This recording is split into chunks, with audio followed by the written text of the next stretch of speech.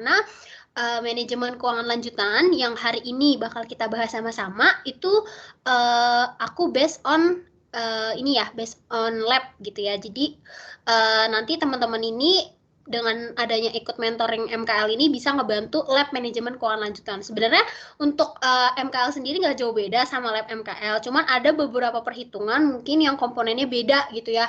Salah satu materinya tuh compounding di time value of money, tapi nggak apa-apa, kita belajar ini untuk menunjang lab MKL teman-teman juga gitu ya. Oke, aku izin share screen ya teman-teman. Oke, jadi soal yang bakal aku bahas hari ini itu angkatan tahun 2020 gitu ya. Jadi ini soal tahun 2021 waktu online. Jadi kalau kamu mau tahu, teman-teman mau tahu nih gimana sih soal aku, ya soal aku kayak gini teman-teman nih bentuknya. Sebelah kiri dan sebelah kanannya itu jawaban yang udah aku siapin gitu ya. Oke. Hari ini karena kita cuman sampai jam 4 gitu ya, ada keterbatasan waktu, gitu juga dengan teman-teman nanti bakal kuliah lagi. Kemungkinan aku nggak akan bahas semua. Yang pokok utama aku itu adalah time value of money, kemudian leasing, terus the cost of capital, sama mungkin stock valuation ya. Jadi untuk obligasi itu aku udah siapin jawabannya, jadi teman-teman silahkan pelajari sendiri gitu ya. Kalaupun waktunya nggak memungkinkan, concern utama aku adalah time value of money dan juga leasing. Ya, sebenarnya dia nggak termasuk bobot tertinggi atau bobot terendah, tapi ini adalah dua materi yang kemungkinan besar membuat nilai teman-teman itu tinggi karena mereka sifatnya itu template gitu ya. Jadi kalau bisa teman-teman harus bagus di time value of money karena itu mudah, dan juga leasing karena sifatnya template seperti itu. Oke, tanpa berlama-lama kita lanjut masuk ke soal nomor 1. Kita baca dulu ya. PT Toy Story merupakan perusahaan manufaktur asal Amerika, di mana dia bergerak di bidang produksi mainan anak. Dalam beberapa tahun ke depan, PT Toy Story ini berencana untuk menambah mesin produksinya. Dikarenakan permintaan atas mainan anak ini semakin meningkat teman-teman di setiap tahunnya. Nah, dana yang dimiliki oleh PT Toy Story itu sebesar 550 juta. Oke, kita hold dulu informasi ini. Sedangkan teman-teman, harga mesin dari produksi dalam beberapa tahun ke depan diperkirakan bakal 780 juta. Oke, berarti estimasi beberapa tahun ke depan harga mesin itu bakal 780 juta. Nah, karena ada kenaikan itu teman-teman, perusahaan si Toy Story ini ingin memenuhi sisa kebutuhan dananya untuk membeli mesin produksi, dan dia pengen menginvestasikan semua dana yang dimilikinya ke salah satu alternatif, di mana di sini di soal kita ini ada 3 alternatif 1, 2, dan 3. Oke, nah sekarang kita masuk ke alternatif pertama.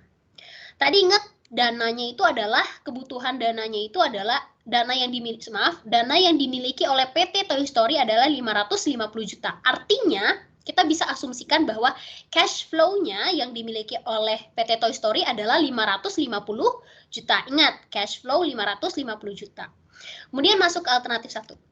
Melakukan investasi pada properti. Dana akan diinvestasikan setiap akhir periode. Oke, kita hold juga, kita highlight juga ini informasinya. Setiap akhir periode selama 5 tahun dengan tingkat return sebesar 12% di setiap tahunnya. Oke, informasi setiap akhir periode. Teman-teman udah belajar pasti ya, kalau akhir periode berarti dia termasuk annuity, ordinary annuity. Tapi kalau terjadi di awal periode, berarti dia annuity due, gitu ya. Oke, karena ini terjadi setiap akhir periode, bakal kita simpulkan alternatif 1 menggunakan metode ordinary annuity. Di sini aku highlight ya, udah aku highlight ordinary annuity. Oke, sekarang kita masuk ke, dia bilang informasi kedua apa? Selama 5 tahun. Oh, selama 5 tahun. Berarti N-nya sama dengan 5 tahun. Kemudian dia bilang di sini return-nya atau pengembaliannya itu sebesar 12%. Berarti kita taruh di sini, diketahui R sama dengan 12%. Masuklah ke rumus future value. Mungkin kalian bilang, Ci, apakah kita selalu menghitung future value?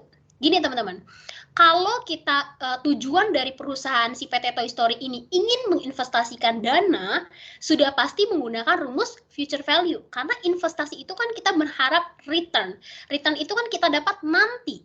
Nah, berarti kalau nanti berarti future value atau nilai masa depan yang akan datang. Berarti kita pakai rumus future value. Kebanyakan, mostly, soal yang keluar itu selalu menanyakan future value. Karena kan kita mau investasi, return-nya kan di masa depan. Berarti kita menggunakan future value. Oke, future value sama dengan 110 juta. Dari mana, Ci, 110 juta? 110 juta ini didapat dari cash flow dibagi 5 tahun. Nah, mungkin kalian nanya, kenapa Ci 550 ini nggak langsung aja gitu kita masukin sebagai cash flow? Kan tadi Cici bilang 550 itu cash flow. Enggak, teman-teman. 550 juta ini harus kita bagi, harus kita alokasikan ke 5 tahun. Jadi bukan setiap tahun kita ngeluarin 550 juta, bukan. Tapi 550 juta ini harus kita bagi ke dalam 5 tahun. Jadi 550 ini harus kita bagi harus bagi 5, harus bagi N-nya. Gitu. Sehingga dapatlah 110. 110 dikali 1 ditambah R pangkat N-1 per R. Nah, 110 juta dikali 1 ditambah 12%. N-nya berapa? 5 tahun. 5 dikurang 1, kemudian per 12%. Sehingga dapatlah 698.813.210. Sampai sini dulu. Ada yang mau tanya? Atau minta diulang? Untuk alternatif 1 dulu. Ada? Kalau ada, kamu langsung on mic aja ya. Jangan raise hand. Kalau raise hand aku nggak kelihatan. Karena aku bukanya Excel sama Word. Word sama PDF. Ada yang mau tanya untuk yang 1? Oke. Boleh deh 1 jawab pakai on mic. Paham nggak yang aku sampaikan alternatif 1? Yang ini, paham? Paham sih. Oke.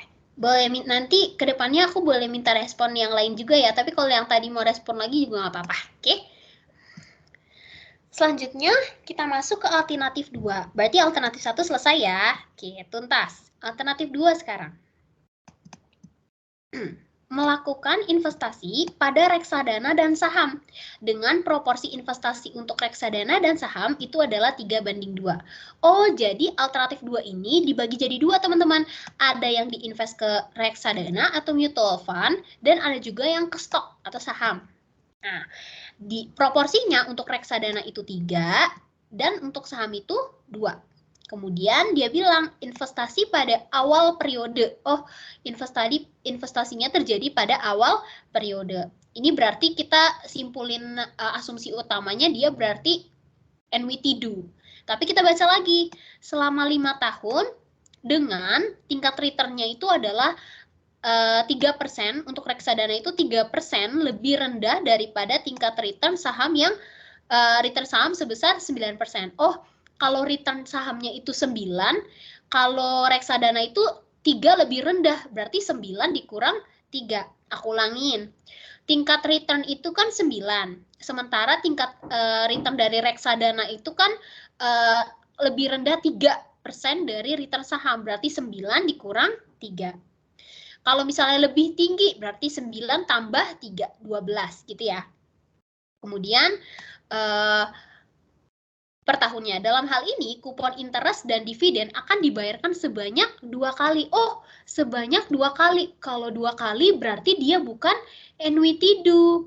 Walaupun dia di awal periode. Kenapa? Karena dibayarkan 2 kali. Berarti kalau dibayarkan 2 kali atau lebih dari 1 kali, kita sebut dengan compounding. Ya, dibayarkan 3 kali, 4 kali, 5 kali, frekuensinya 6 kali, itu berarti dia pakai compounding.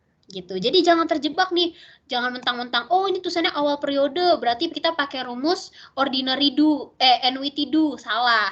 Kita baca lagi sampai bawah, oh ada sebanyak 2 kali berarti pakai compounding. Oke, kita masuk ke rumusnya untuk cash flow dari reksadana. Kita hitung 2 ya, reksadana dan saham. Untuk reksadana perhitungannya adalah 3/5 dikali 550 juta, sama dengan 330 juta.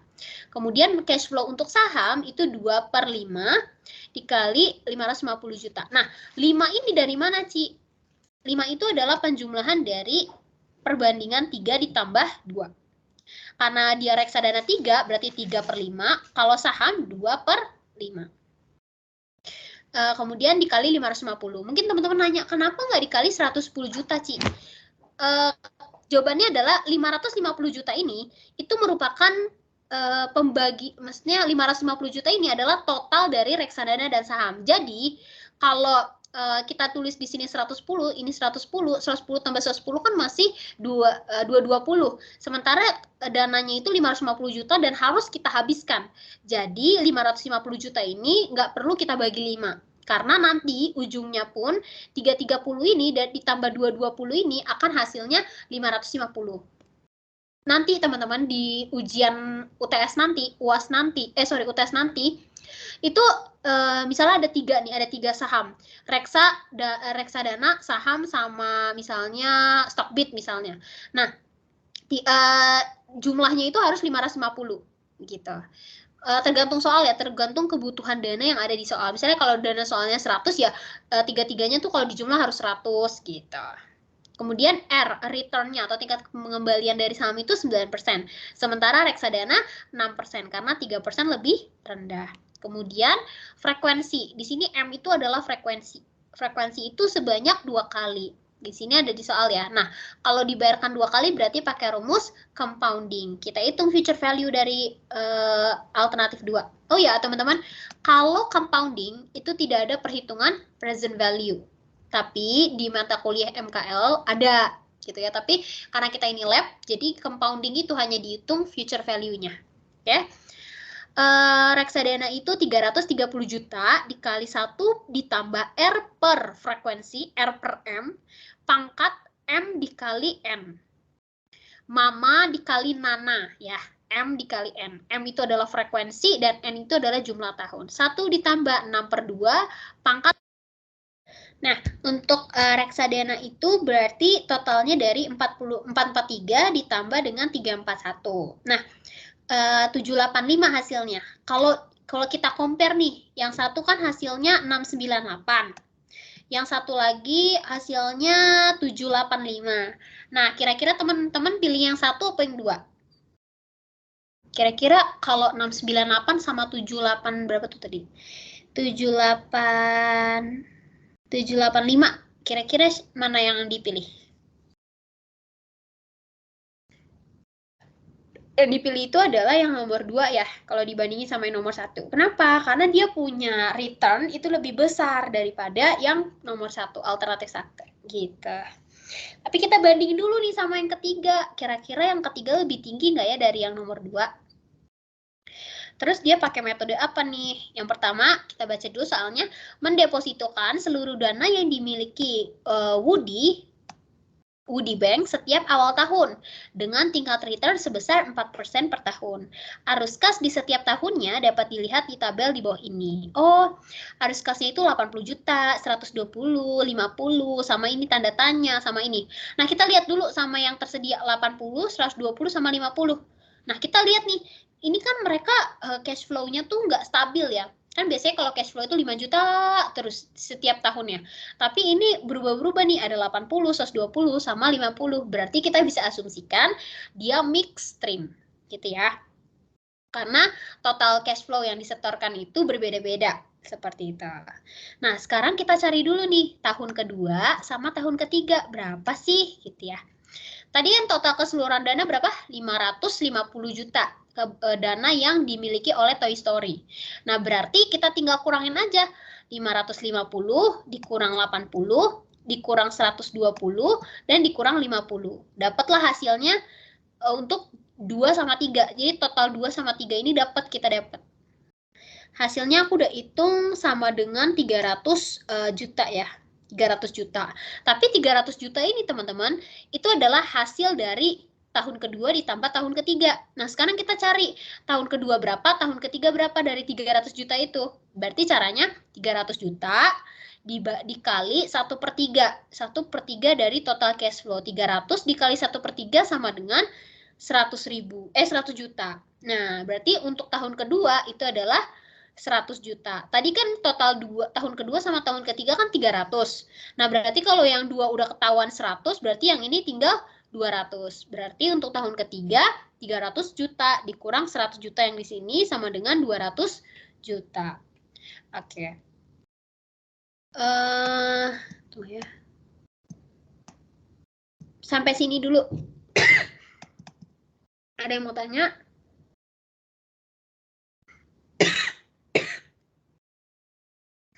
Sampai sini ada yang mau tanya, teman-teman? Aman? Aman, Ci. Oke.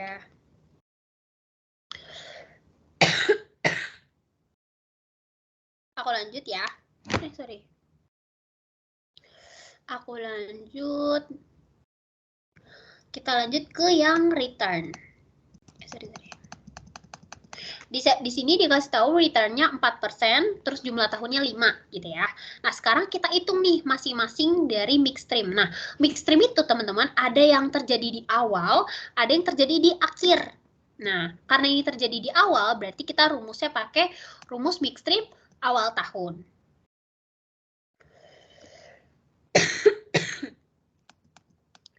Kita masukin rumusnya. Rumusnya itu sama dengan cash flow dikali 1 ditambah R pangkat N min 0. Pokoknya kalau awal tahun itu diawali dengan N minus 0. Berarti cash flow-nya berapa nih?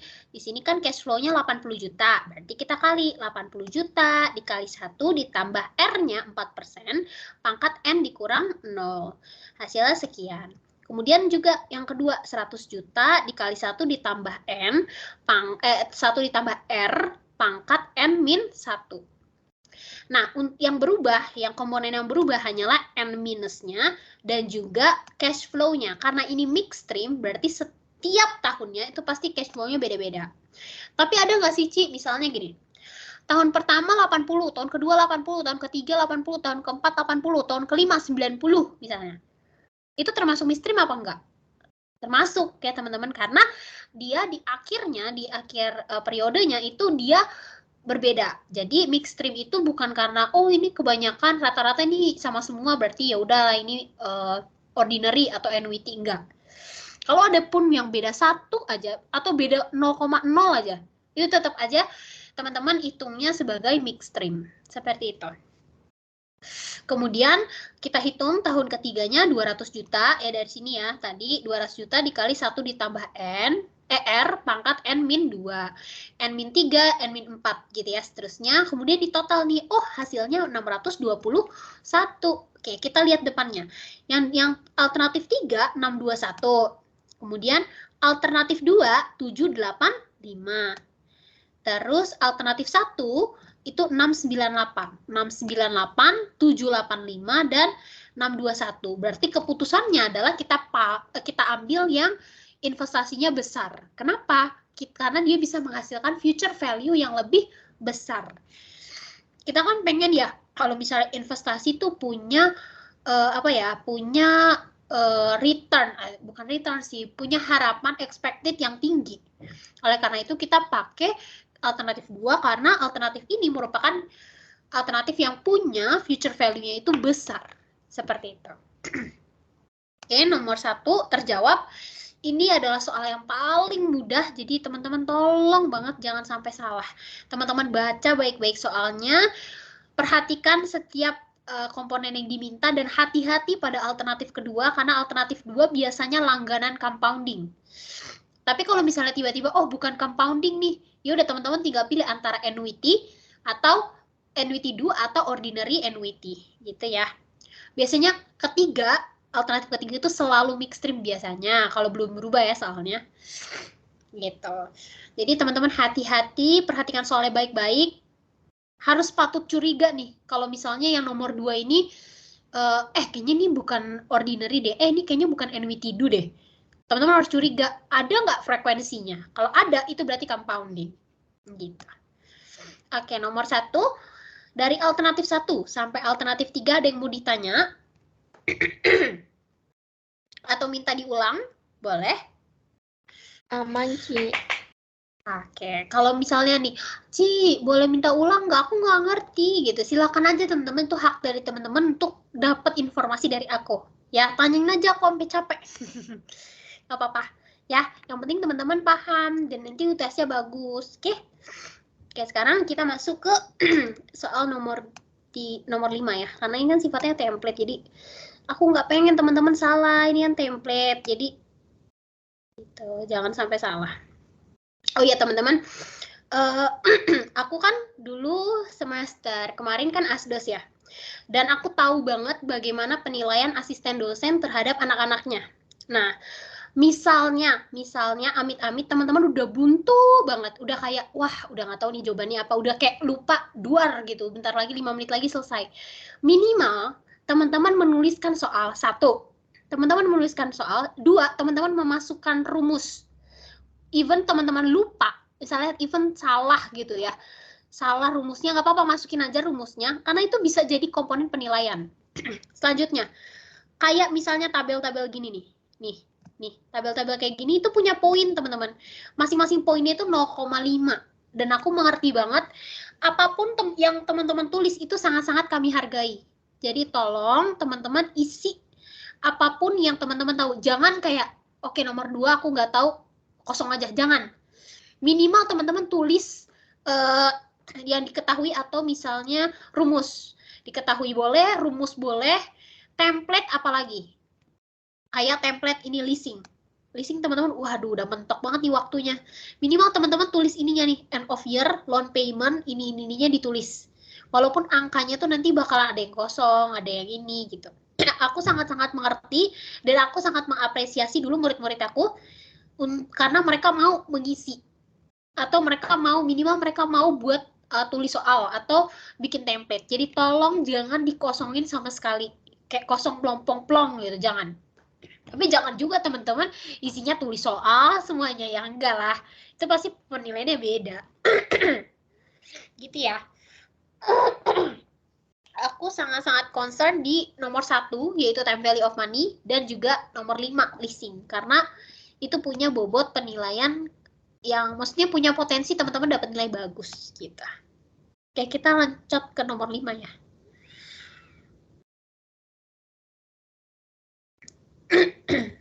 Nomor 5, oke. Nomor 5 itu tentang leasing. Oh, sorry, pasti teman-teman belum belajar leasing ya. Gampang kok leasing. Oke, karena teman-teman belum masuk leasing, jadi teman-teman belajar dulu ya daripada asdes-asdesnya ya, nggak apa-apa ya. Pada tahun 2021,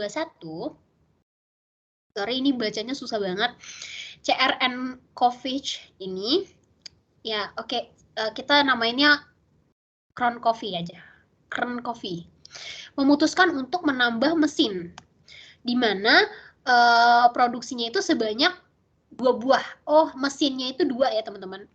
Ingat, mesinnya 2. Kemudian setelah dilakukan survei, ternyata ditemuin bahwa harga per buah mesin produksi baru itu adalah sebesar 150 juta. Oh, satu buahnya, satu bijinya, satu buah mesinnya itu harganya 150. Berarti kalau 2 sama dengan 300 juta. Di mana tax rate yang berlaku itu adalah 20%. Oke, berarti tingkat pajaknya 20%. Berdasarkan hal tersebut, Crown Coffee itu memiliki 2 alternatif. Bisa memperoleh mesin produksi dan juga bisa melakukan dengan cara purchasing atau leasing. Berikut ini adalah rincian informasi. Jadi gini teman-teman, apa bedanya purchasing sama leasing? Kalau purchasing, teman-teman membeli mesin tersebut. Kalau leasing, itu berarti teman-teman menyewa. Ibaratnya teman-teman merental gitu loh. Leasing gitu. Jadi purchasing sama leasing. Kita masuk ke keputusan purchasing terlebih dahulu. Marash Corp itu merupakan penjual mesin dari produksi terbaik. Apabila Crown Coffee ini ingin memilih alternatif purchasing, kebutuhan dana pembelian mesin produksinya harus meminjam dana dari Bank Diamond. Dana yang dipinjam itu sebesar total harga mesin produksi baru dan pinjaman akan diangsur setiap akhir tahun selama 4 tahun dengan tingkat bunga 14% per annually. Alternatif purchasing-nya, sorry ya, Cronkoffice ini harus mengeluarkan biaya pemeliharaan produksi sebesar 2.500.000 per tahun dan per mesin. Ingat tadi kita punya mesin adalah dua mesin. Jadi harus teman-teman kalian. Mesin produksi baru akan didepresiasi dengan menggunakan metode MICRS selama 5 tahun.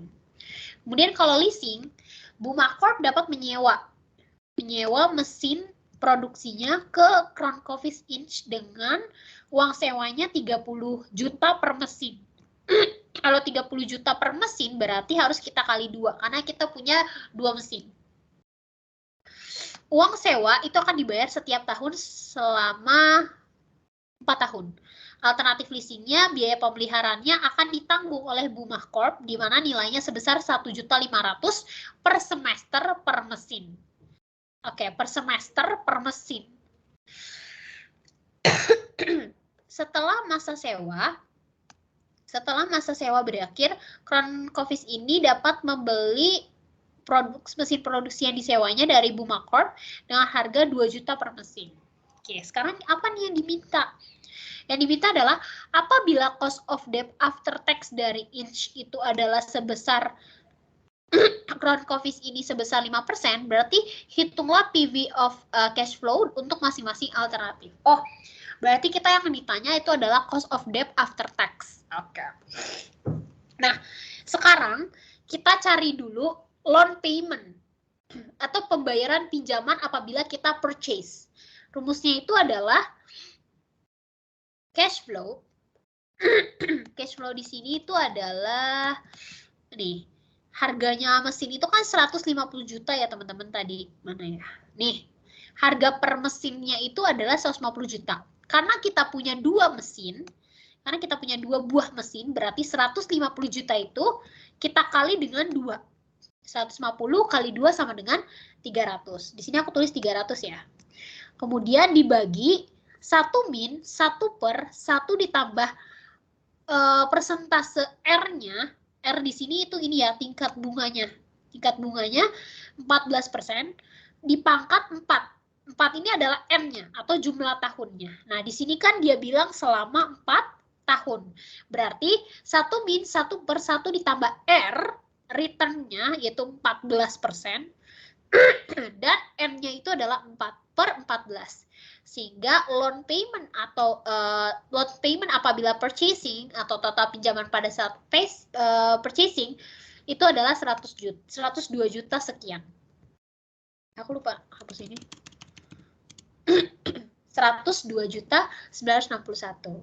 Nah, selesai nggak Ci sampai sini? Belum selesai ya. Sekarang kita harus buat tabel di mana tabel ini sifatnya template gitu. Jadi harus teman-teman isi. Nah, apa nih yang ada di dalam tabel komponennya, Ci? Ada end of year, ada loan payment, ada beginning of year principal, ada payment of interest, ada payment of principal, ada end of year principal.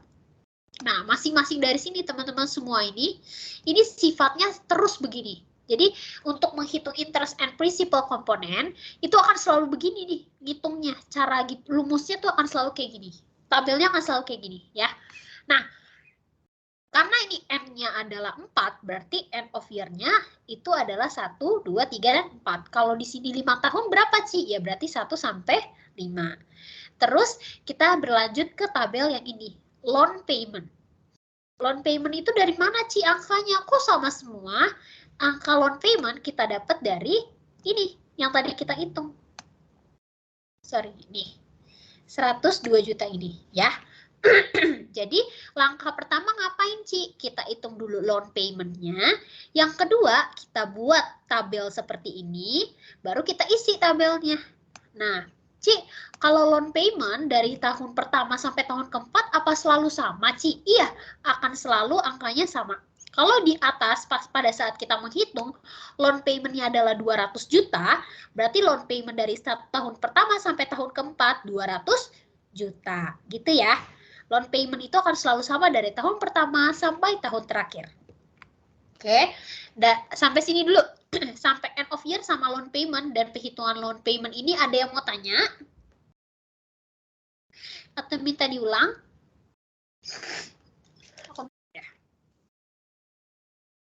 Aku lanjut.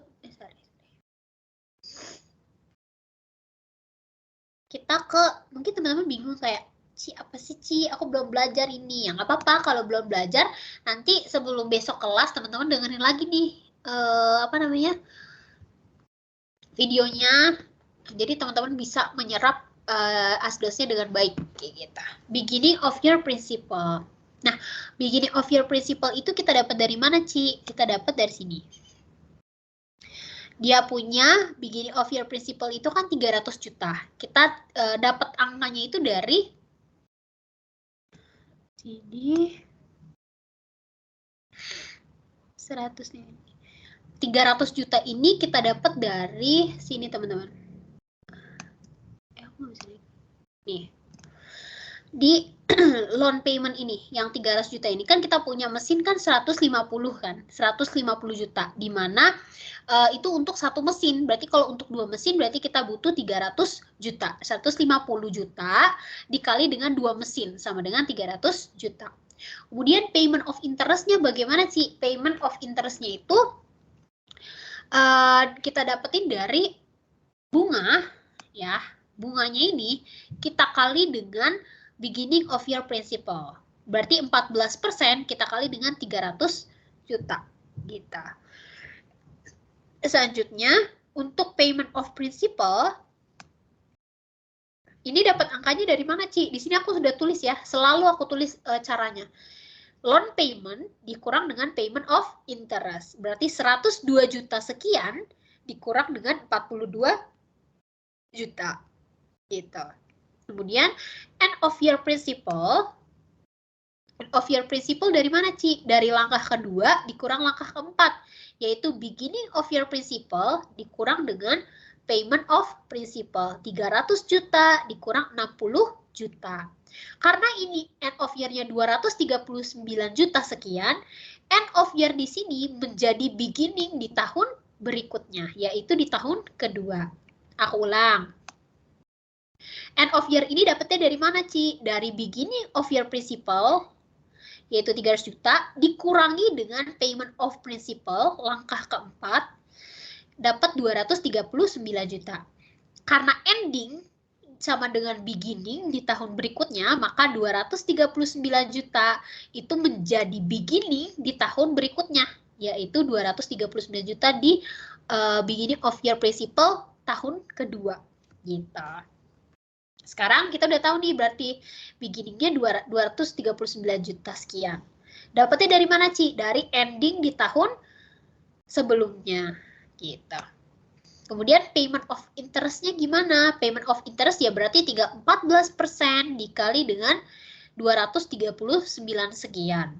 Untuk payment of principal bagaimana, Ci? Ya udah tabel 1 yaitu 102 dikurangi dengan 33 juta. Dapatlah 69. Kemudian end of year bagaimana, Ci? Aku upgrade-nya. End of year bagaimana, Ci? End of year itu berarti 239 juta, yaitu langkah kedua, dikurangi dengan langkah keempat, yaitu 69 juta. Sehingga hasilnya 169 juta. Ingat, 169 juta ini menjadi beginning di tahun berikutnya, yaitu beginning of year principal tahun ketiga. Ending di tahun kemarin menjadi beginning di tahun depan kita. Dan end of year ini yang sampai terakhir kita kerjain itu harus 0.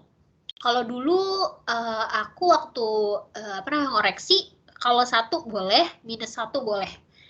0 boleh, 1 boleh, minus 1 boleh. Tapi normalnya itu adalah 0. Gitu.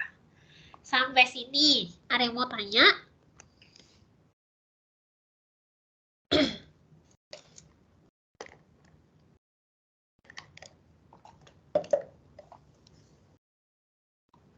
Ada yang mau tanya? Atau minta diulang boleh? Oke, berarti aman ya. Mudah-mudahan teman-teman paham. Kalau lupa, Kalau teman-teman lupa boleh buka lagi videonya. Terus di setiap tabel ini selalu pasti banget aku selalu banget aku kasih langkah-langkahnya gitu ya. Misalnya langkah 1 dikurang langkah 3, terus 14% dikali langkah kedua gitu. Oke, kita lanjut ke tabel. Apa udah selesai sih? Ya belum gitu ya. Sekarang kita cari nih after tax-nya. Berapa sih after tax-nya? Nah, kita buat lagi tabel yang sama. End of year, ada loan payment, maintenance cost, depreciation, interest, total deduction, tax shield, dan juga after tax cash flow gitu. Nah, untuk end of year masih sama ya. Apabila jumlah tahunnya ada 4, ya udah berarti 1 sampai 4. Loan payment juga masih sama, teman-teman. Akan selalu 102 juta. Kalau misalnya kita perhitungan di atasnya 102 juta. Kalau misalnya nih di perhitungan awal kita 200 juta, ya udah berarti di tabel kedua itu loan payment-nya sama dengan 200 juta. Kemudian maintenance cost. Nah, di sini berapa sih maintenance cost-nya apabila kita melakukan purchasing? Kita baca lagi. Nah, dia bilang maintenance itu kan biaya pemeliharaan ya teman-teman di Indonesia. Jadi 2.500.000 ini per tahun per mesin. Nah, karena kita punya 2 mesin, berarti 2.500.000 kita kali dengan 2. 2.500.000 kita kali dengan 2 buah mesin. Sehingga hasilnya 5 juta. Di sini aku tulis 5 juta ya maintenance-nya. Terus depreciation-nya.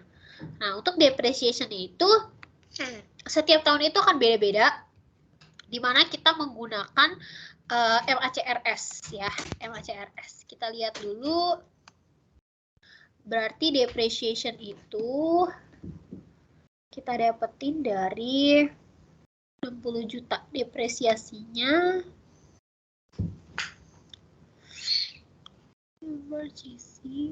Bentar ya, harusnya dia pakai persentase dari MACRS. Coba aku kali dulu. Bentar ya teman-teman. Ini kita sampai depreciation ya. Nah, oh ya aku lagi dulu untuk loan payment itu sama. Suaraku udah masuk ya? Udah sih harusnya. Oke. Untuk loan payment itu sama, kemudian maintenance cost itu kita lihat dari biaya pemeliharaannya ada berapa. Sementara depreciation itu teman-teman kita pakai persentase MACRS gitu ya. Ada 20, 32, 19, 12, 12 dan 5%. Nah, itu kita dapetnya dari mana, Ci? Kita bisa dapetin dari persentase si beginning of year. Depreciation-nya itu kita bisa kaliin dari persentase 20% ini. Yang ini nih 20% ini kita kali dengan jumlah depresiasinya. Bentar ya. Di sini kan biaya pembayaran 2.500.000. Terus di sini dikasih tahu nggak sih?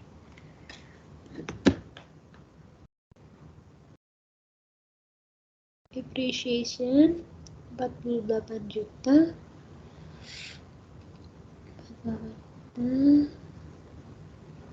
kali. Oke.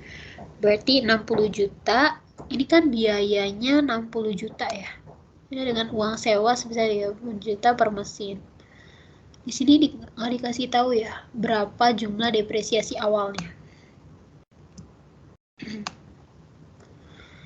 150 juta. Ya, alternatif 2.500.000. Terus depresiasi. Nah, depresiasi ini teman-teman itu adalah persentase yang teman-teman kaliin dengan MACRS. Contohnya gini, ini kan 60 juta ya. 60 juta berarti untuk dapetin 96.500.000 ini berarti tinggal teman-teman kali 60 juta ini dikali dengan 20%. 20%. 12 juta. Beginning of your principal. Oh, oke, aku tahu. Jadi, untuk dapetin depreciation itu, kita ambil dulu angka beginning of year principal. Beginning of year principal ini kita kalikan dengan persentase yang MACRS. Jadi, 300 juta itu kita kali sama 20%. 300 juta kita kali 20% hasilnya berapa? 60 juta kan ya? Oke, berarti kita masukin ke sini. Selanjutnya, kita kali lagi nih. Si 300 juta ini kita kali lagi sama persentase kedua, yaitu 32%. 300 juta dikali 32% sama dengan 96 juta. Selanjut lagi, 300 juta yang tadi kita kalikan sama 19%. Terakhir, 300 juta kita kalikan sama 12%. Seperti itu ya, teman-teman. Jadi, kita kaliin sama ini depresiasi 4 ini. 20, 32, 19, dan 12 gitu. Nah, untuk interest itu kita dapat dari mana? Interest itu hanya kita copy paste dari yang tabel sebelumnya. Nih. Jadi kan tabelnya 42, 33, 23, 12. Kita copy paste aja ke tabel yang berikutnya. 42, 33, 23, dan 12. Kemudian untuk total deduction dari mana, Ci? Total deduction maintenance cost, ditambah depreciation, ditambah sama interest. Kemudian tax shield-nya berapa, Ci? Tax shield itu kan di sini dia bilang tax rate itu sebesar 20%. Oke, berarti karena sebesar 20%, kita kalikan dengan total dari deduction. Jadi 20% dikali dengan tabel ke-5. Kemudian after tax cash flow gimana, Ci? Tinggal teman-teman tambahin aja sih loan payment. Nih, loan payment ditambah dengan maintenance cost, kemudian dikurang dengan tax shield. Jadi loan payment ditambah maintenance cost dikurang dengan tax shield gitu. Sehingga dapat deh hasilnya. Terus masih banyak ya teman-teman tabelnya, tapi nggak apa-apa, ini pasti bisa. Nah, berarti nomor 1 udah kejawab ya, untuk total cash flow-nya itu masing-masing alternatif. Hitunglah present value outflow, cash flow untuk masing-masing alternatif. Nah, berarti kita harus hitung cash outflow-nya apabila kita membeli purchasing atau kita menyewa leasing, gitu ya. Purchasing atau apabila kita membeli, dan leasing apabila kita menyewa. Kita hitung cash outflow-nya. Berapa sih cash outflow-nya? Nah, kita buat tabel seperti ini, teman-teman. Nah, ada purchasing, kita bandingin sama leasing. Purchasing sama leasing. Tabelnya ada 3. Kalau leasing, itu tabelnya ada 3. Yang tadi, yang pertama nih, yang 1, after tax cash flow, dan interest terakhir yang cash outflow. Jadi teman-teman bikin 3 kali tabel, oke?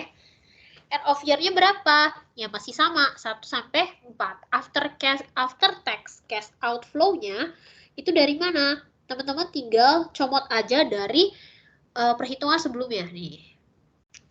Nih. Di tabel kedua itu ada after tax cash outflow kan teman-teman, di paling ujung. Di tabel kedua itu kan ada ya yang paling ujung. Kita pindahin aja ke sini. Nah, kita pindahin ke sini. Kemudian PVIF-nya gimana? PVIF-nya teman-teman tinggal hitung. Di sini kan dia punya cost of debt after tax-nya kan 5%. Ya udah tinggal teman-teman masukin rumus PVIF, tapi ganti 5% ini, si R ini dengan 5%. Kemudian PV of cash outflow-nya dari mana? Ya udah tinggal teman-teman kaliin aja after tax cash outflow dikali dengan PVIF. Kemudian after tax cash outflow-nya itu 60 juta dikali 1 dikurang 20%. Nah, 60 juta ini apa, Ci? 60 juta ini adalah lease payment, teman-teman. Lease payment itu yang ini nih.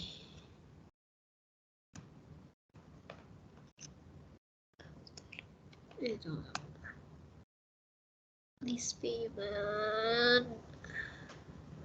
Apabila dia bayar, bentar ya, kita lihat di soal. Biasanya dikasih tahu di soal.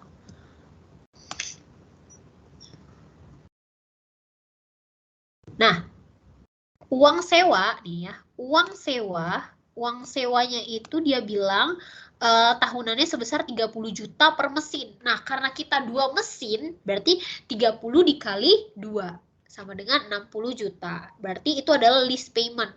Nah, berarti 60 juta ini mungkin yang teman-teman pertanyakan nih, Ci dari mana ini 60 juta? 60 juta ini adalah lease payment, teman-teman. Apabila kita melakukan leasing, kita kan harus bayar. Ya bayarnya berapa? 60 juta. Biasanya dikasih tahu di soal di bagian leasing. Teman-teman lihat, purchasing, leasing.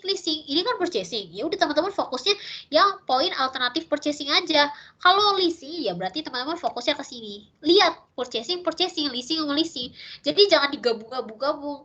Purchasing sendiri, leasing sendiri gitu. Kemudian untuk leasing after tax cash outflow-nya itu tinggal teman-teman kurangin aja 60 juta dikali 60 juta ini tahu ya tadi lease payment dari sini ini 30 juta ini dikali 2 dikali 1 dikurang 20%. Kemudian PVIF-nya masih sama 5%. Dia bilang kan cost of debt after tax itu kan 5%. Ya udah berarti 1 per 1 ditambah 5% pangkat N. Paling berubahnya di N doang ya. Kalau 1 ya 1, kalau tahun kedua ya berarti N-nya ganti 2 gitu.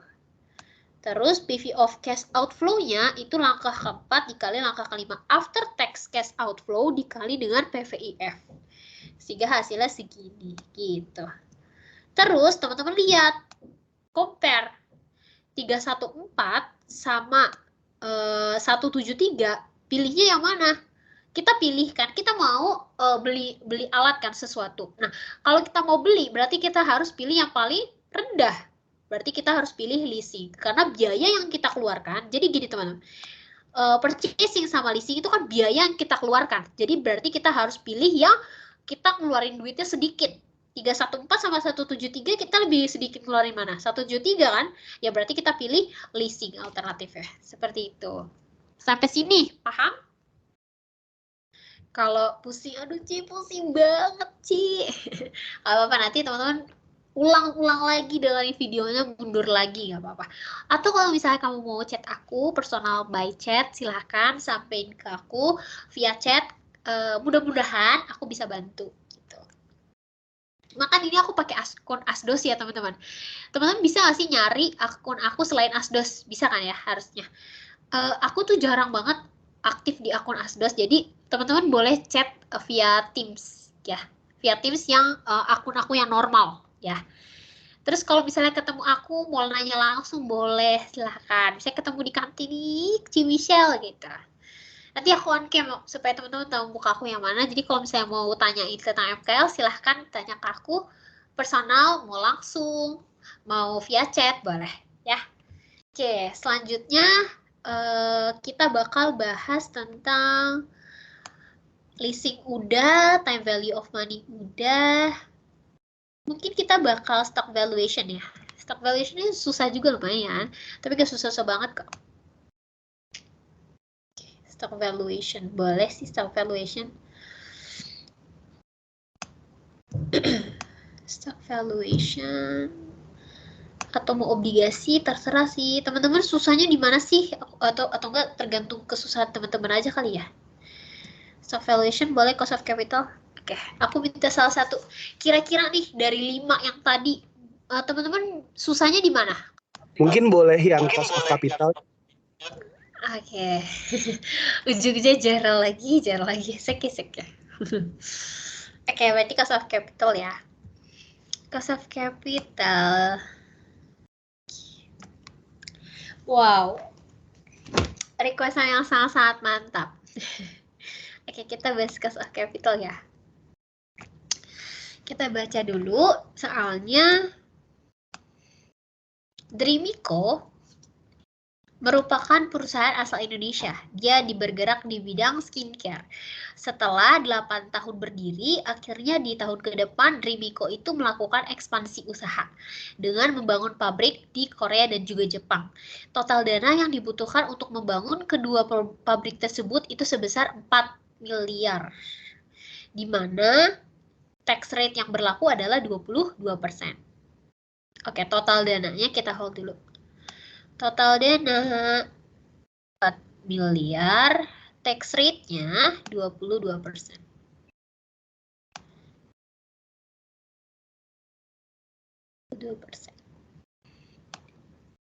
Berikut ini merupakan sejumlah data yang berkaitan dengan sumber pendanaan. Nah, kalau nanti ya teman-teman belajar tentang pendanaan, jadi teman-teman pendanaan itu ada 4 ya. Ada long term debt, ada preferred stock, ada common stock, dan juga ada retained earning gitu ya. Nanti di perusahaan pun ada gitu ya. Pasti ada long term debt, preferred stock, dan common stock. Di mana 4 ini merupakan sumber pendanaan atau sumber modal dari perusahaan untuk memutar uangnya. Gitu. Untuk long term debt, Drimico itu menerbitkan 40.000 lembar obligasi. Kita long term debt dulu ya, untuk memenuhi 30% dari kebutuhan dananya. Kemudian par dari obligasi itu sendiri adalah 22.500. Oke, kita hold. Parnya adalah 22.500 per lembar. Sedangkan jatuh temponya itu adalah 6 tahun. Oke, N-nya 6 tahun. Kemudian selanjutnya obligasi itu memiliki coupon rate. Coupon rate-nya itu adalah 2,5% per quarterly. Oke, 2,5% per quarterly. Dan total harga jualnya itu adalah 120% dari total par obligasi. Harga jualnya adalah 120% dari total par obligasi. Harga jual tersebut itu udah belum termasuk flotation cost sebesar 0,55% dari total harga jual. Oke.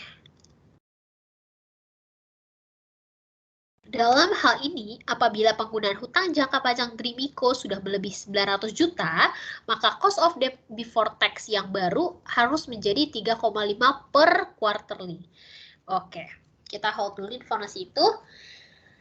Sekarang kita buat diketahuinya. Nah, dia bilang tadi kan pemenuhan kebutuhan dana itu adalah 30% ya, teman-teman. Oke, berarti kita tulis pemenuhan dana sama dengan 30%. Sekarang kita cari nih, rumusnya kan I ya.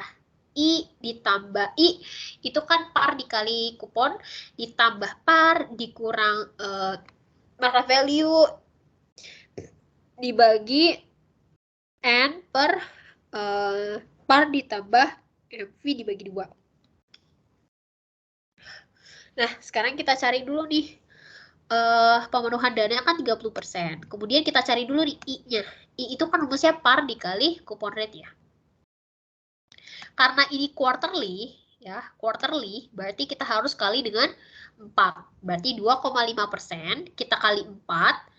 Untuk dapat annually-nya, untuk dapat per tahunnya, baru kita kali dengan parnya. Berapa di sini parnya? Par di sini adalah... Oke. Parnya 20, parnya itu adalah 22.500 per lembar. Nah, karena kita punya 40.000 lembar, jadinya 22.500 kita kalikan dengan 40.000. Ya, betul.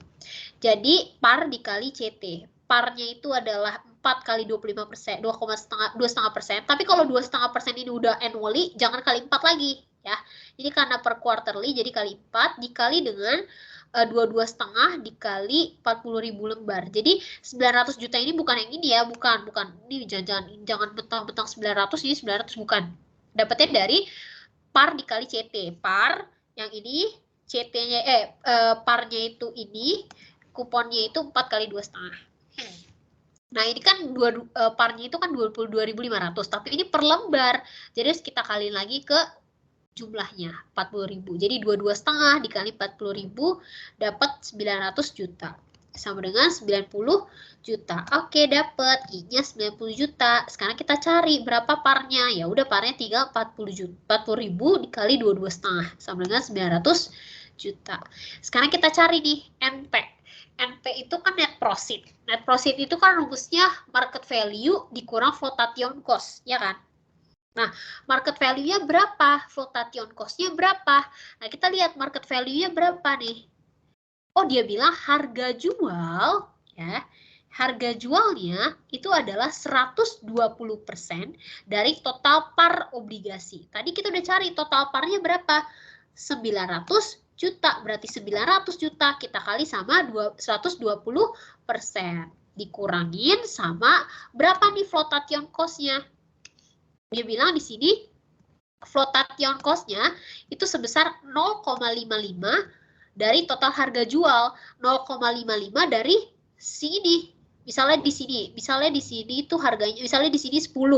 Ya berarti 0,55 dikali 10. Atau kalau mau repot teman-teman, hitung lagi ulang. 0,55 kali 120 kali 900. 0,55 kali 120 kali 900. Hasilnya itu aku hitung 1,074060 gitu. Jadi untuk net profit-nya itu adalah 1.074.060.000 gitu. Masuk deh ke rumusnya teman-teman. Long term debt. Long term debt itu ada dua ya. Ada old sama new. Nah untuk old masukin aja 90 juta ditambah 900 juta dikurang 1.074 dibagi 900 ditambah 1 miliar dibagi 2. Gitu. Kok ini dibagi 4 sih? Sorry. Halu mulu aku. Dibagi N. Yang ini yang atas dibagi N. N-nya 6. Kalau yang bawah dibagi 2 gitu. Hasilnya dapat 6,18 untuk RS old-nya. Nah, sekarang kita hitung RS old after tax. Aduh. Itu yang before tax. Kalau RS old after tax itu 6,18 dikali 1 dikurang 22. 22 ini after tax ya, teman-teman. Sorry, tax-nya, pajaknya. Kan kalau mau ngitung after tax, ya aku lupa tulis ya. Terus ini after tax. Nah, RS itu ada dua, ada RS old before tax, ada RS old after tax. RS old after tax-nya berarti RS old after tax dikali 1 dikurang tax. 6,18 dikali 1 dikurang 22. Hasilnya sama dengan 4,82. Sekarang kita hitung yang new. Yang new gimana cara hitungnya? Kita kali, kita lihat di sini. Nah, dia bilang kan apabila penggunaan hutang jangka panjang dari Wiko itu melebihi 900 juta, berarti cost of debt before tax-nya itu menjadi 3,5% per quarter. Nah, berarti 3,5 ini kan masih per quarter. Kita harus kaliin sama 4. Berarti RSU-nya itu adalah 4, si quarter ini dikali dengan 3,5. Ci, kalau misalnya di sini udah 3,5 per annually, berarti berapa? Ya udah berarti RSU-nya itu adalah 3,5. Tapi karena ini masih per quarterly, jadi harus kita kali. Kemudian kita cari R1-nya, RI-nya. Berarti RI-nya itu caranya RD new dikali 1 min tax. 14% dari sini dikali 1 dikurang tax yang berlaku. Sama dengan 10,92. Sampai sini cuma long term debt aja. Ada yang mau tanya bagian long term debt?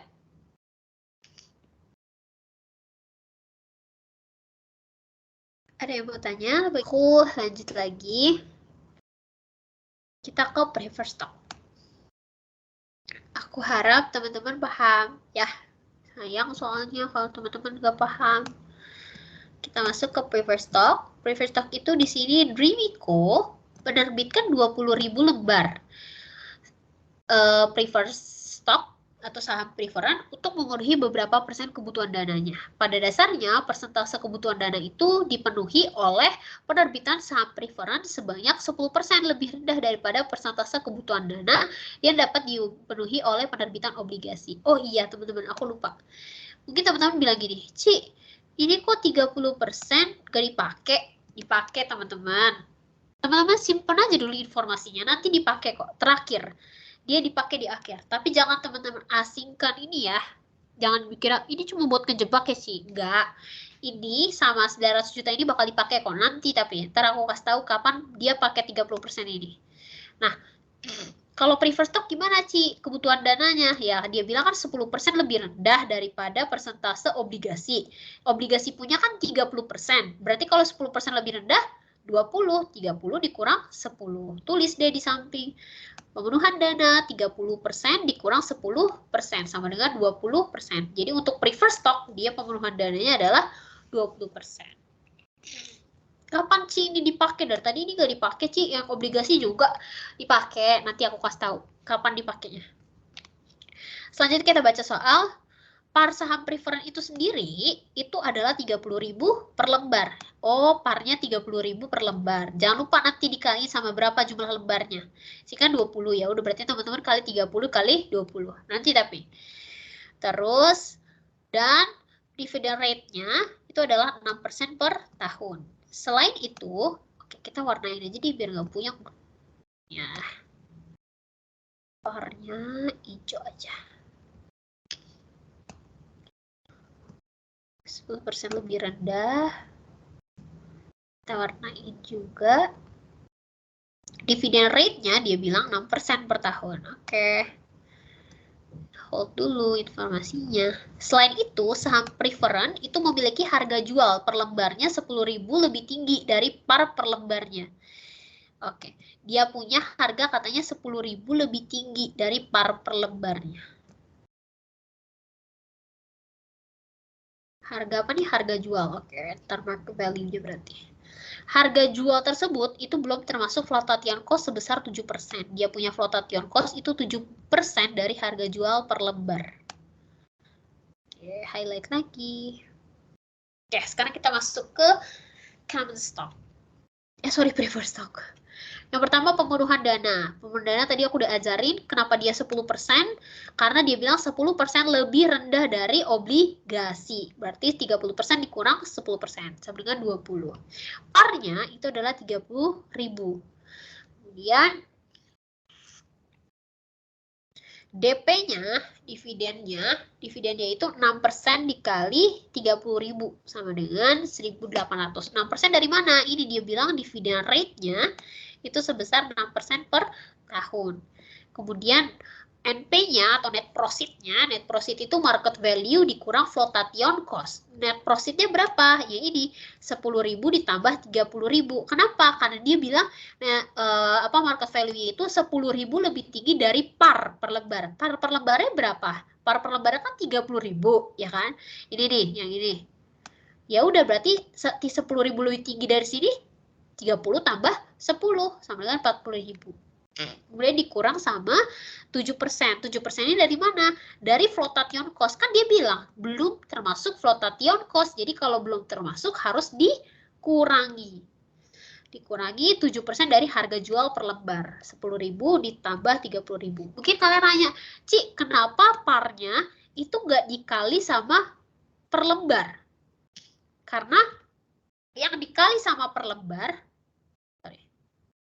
yang di atas ini kan dikali ya, Ci. Par. Nah, di sini par di sini kan dikali ya. Untuk long term debt itu dikali sama jumlah lembarnya.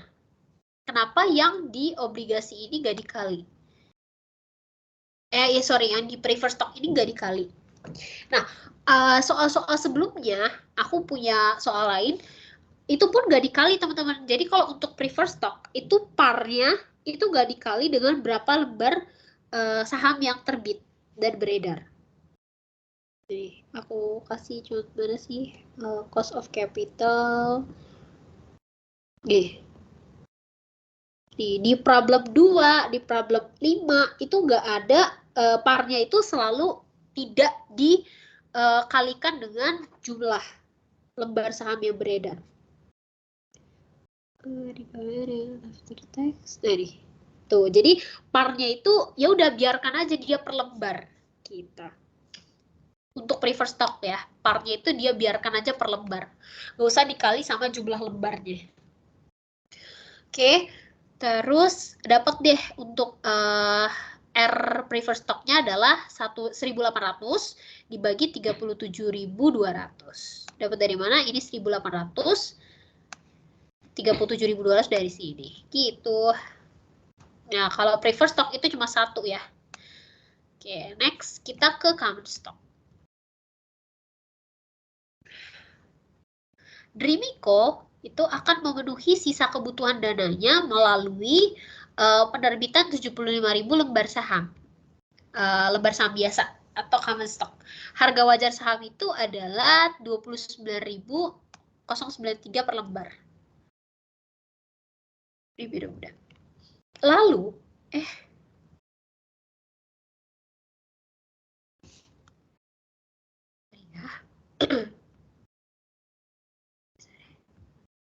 Wordnya hilang.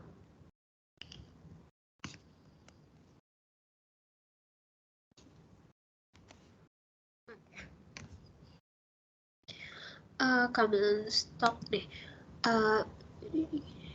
Drebico 29.093 per lembar. Terus Drebico telah membayarkan dividen sebesar 780 per lembar. Oke.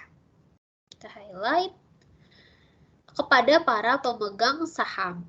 Biasanya sedangkan di tahun depan direncanakan Drebico itu akan membayarkan dividen sebesar 852 per lembar kepada para pemegang saham. Maka dalam hal ini apabila laba ditahan return earning-nya adalah 2,350 udah habis digunakan seluruhnya, maka Drebico akan menerbitkan saham biasa dengan harga jual itu 13.125 per lembar. Harga tersebut sudah termasuk flotation cost sebesar 1.500 per lembar. Oh, udah termasuk 1.500. Oke. Masukin deh nih ke common stock. Di sini teman-teman tidak ada tulisan berapa sih kebutuhan persentase kebutuhan dana. Dia cuma bilang Drebico akan memberi sisa kebutuhan dana. Ya berarti kalau sisa kebutuhan tinggal teman-teman kurangin. Tadi si long term debt itu kan berapa tuh kebutuhannya? 30% ya? Kalau aku nggak salah ingat, ya dia 30%. Terus si preferred stock punya 20%.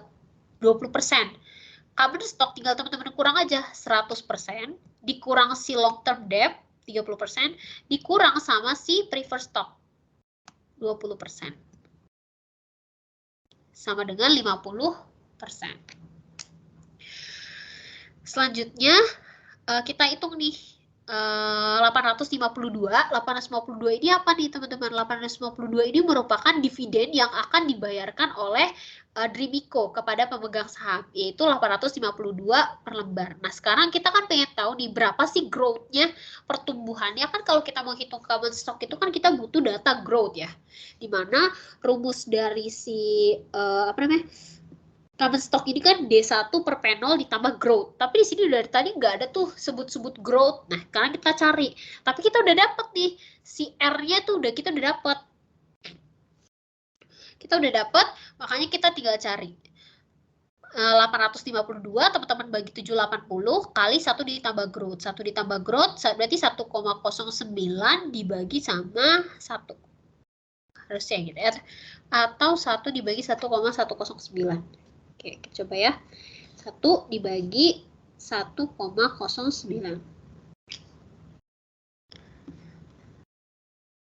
Sorry. Jadi 1,09 dibagi 1. Bentar.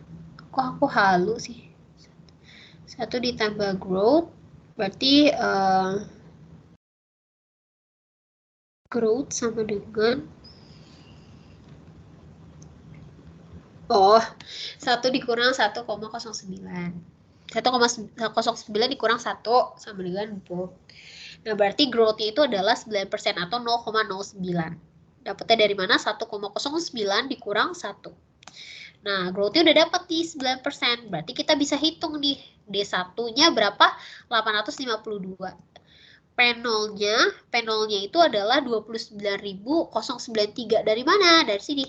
Kan kita udah dikasih tahu berapa harganya. Nih, harganya itu harga harga wajar saham biasanya itu adalah 29.093. Ya udah tinggal teman-teman masukin P0-nya itu adalah 29093. Kemudian net profit, ingat net profitnya ini sudah termasuk flotation cost, berarti 13.125 ini gak usah dikurang lagi sama 1.500. Kalau dia belum termasuk, berarti teman-teman harus kurangin 13.000 dikurang 1.500 si flotation cost ini. Tapi karena sudah termasuk teman-teman, jadi ya udah teman-teman tulisnya 13.125. Anggap aja ini nggak penting 1.500 ya gitu. Kemudian net profit udah, tinggal teman-teman masukin rumus RS. Jadi kan kalau common stock itu ada dua ya, bisa hitung common stock old common stock of old sama common stock of new. Nah, kalau common stock of new itu kan sama dengan retain earning atau laba ditahan. Jadi kalau teman-teman hitung RN itu sama aja teman-teman menghitung retain earning seperti itu. 852 dibagi 29093 ditambah 9% sama dengan 11,93. 852 ini, si D1 ini dibagi sama net profit ditambah 9% sama dengan 15,49. Si NP, net profit. Sampai sini. Ada yang mau tanya? Kami tadi ulang. Preferred stock, common stock, long term debt. Sebelum kita ke poin yang kedua.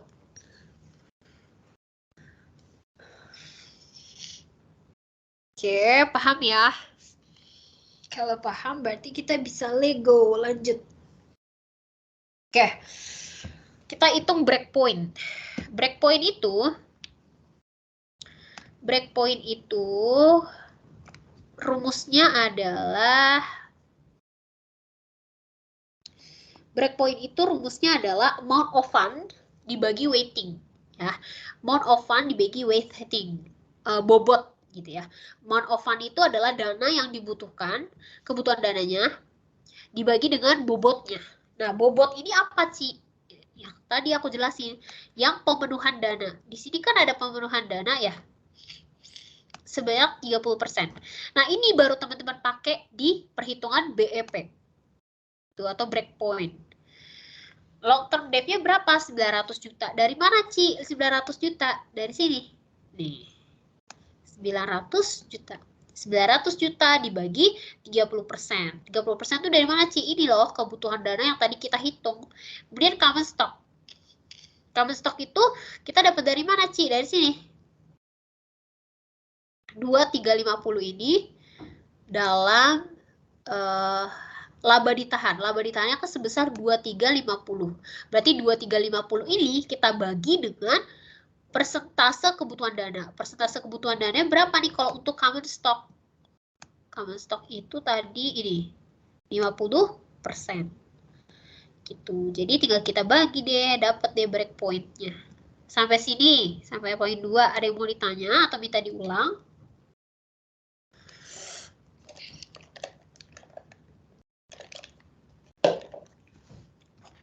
Oke, nggak ada. Kita bisa lanjut ke nomor 3, poin ketiga.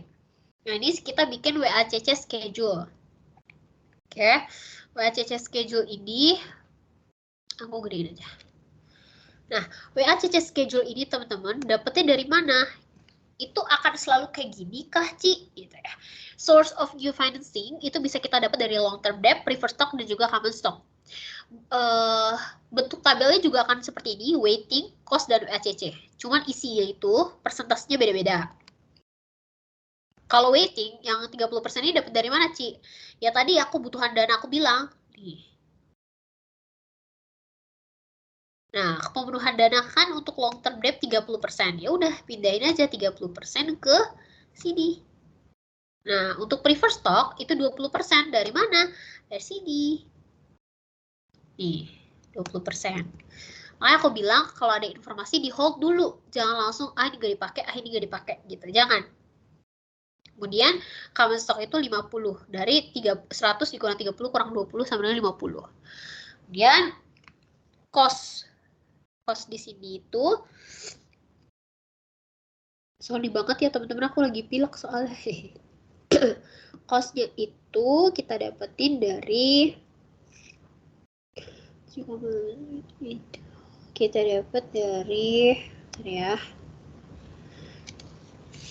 kita ke atas.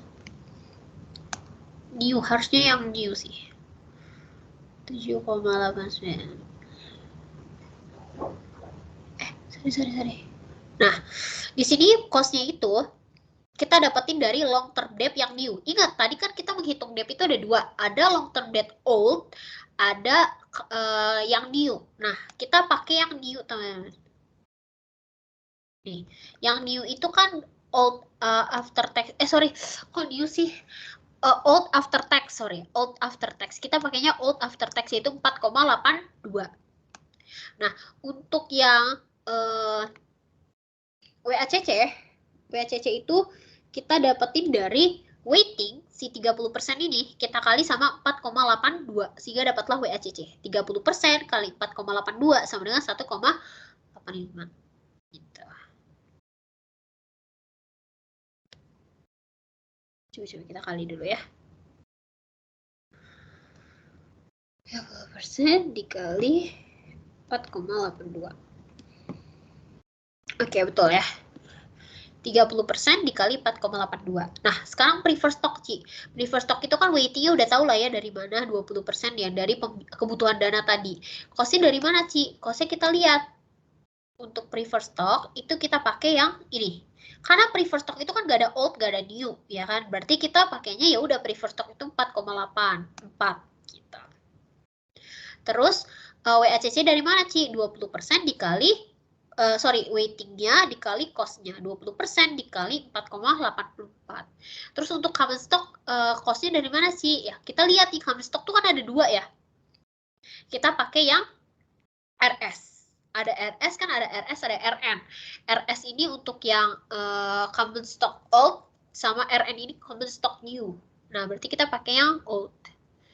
Yang old itu 11,93. Berarti kita pakai 11,93. Nah, yang jadi ituan teman-teman adalah gini. Kalau WACC 1, WACC weighting udah tahu ya, semuanya akan sama 30, 20, 50, 30, 20, 50 tergantung soal. Soalnya bilang kalau long term debt kebutuhan dananya berapa ya tulis segitu. Dan akan sama WACC 1, WACC 2, WACC 3. Ini isinya gampang teman-teman, gampang banget. Makanya jangan sampai salah. Kalau cost ini si long term debt ini itu harus pakai long term debt yang old. RS old after tax. After tax, ingat. RS old after tax. Untuk preferred stock itu akan selalu sama di WACC 1, WACC 2, dan WACC 3.